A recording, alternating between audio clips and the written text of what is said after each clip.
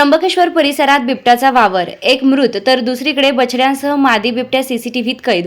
त्र्यंबकेश्वर परिसरात सध्या बिबट्यांच्या वावरामुळे नागरिकांमध्ये भीतीचं वातावरण आहे।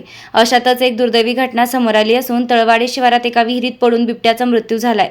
दुसरीकडे शहराच्या रहिवासी भागातही बिबट्यांचा वावर वाढल्यानं वन विभागासमोर मोठे आव्हान उभे राहिले आहे। त्र्यंबकेश्वर तालुक्यातील तळवाडे शिवारात काल 8 एप्रिल रोजी ही घटना उघडकीस आली। अजय शरद देवरे यांच्या मालकीच्या गट नंबर 700 मधील एका विना कठड्याच्या विहिरीत बिबट्या पडला होता। सकाळी बिबट्या मृत अवस्थेत तरंगताना आढळल्यानंतर तातडीने वन विभागाला पाचारण करण्यात आलं। अंजनेरीचे वनपाल प्रवीण रत्नपारखी, वनरक्षक गोविंद काळे, मोहन यादव आणि अंजनेरी गडरक्षक यांनी जाळीच्या साह्याने या बिबट्याला बाहेर काढलंय। मृत बिबट्या हा नर जातीचा असून त्याचं वय अंदाजे 7 ते 8 वर्ष होतं। पशुवैद्यकीय अधिकारी डॉक्टर उमेश पाटील यांनी शवविच्छेदन केलं।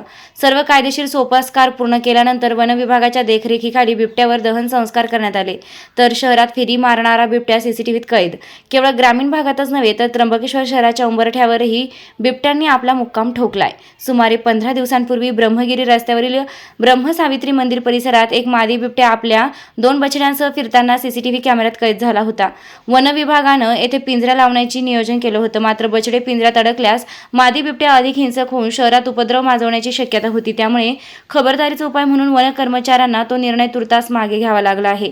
या घटनांवरून हे स्पष्ट होतं की त्र्यंबकेश्वर शहर आणि लगतच्या परिसरात आजही बिबट्यांचा मुक्त वावर सुरू आहे। उघड्या विहिरी वन्यजीवांसाठी जीवघेणा ठरत आहेत, तर दुसरीकडे बछड्यांसह वावरणाऱ्या मादी बिबट्यामुळे नागरिकांच्या सुरक्षेचा प्रश्न ऐरणीवर आला आहे।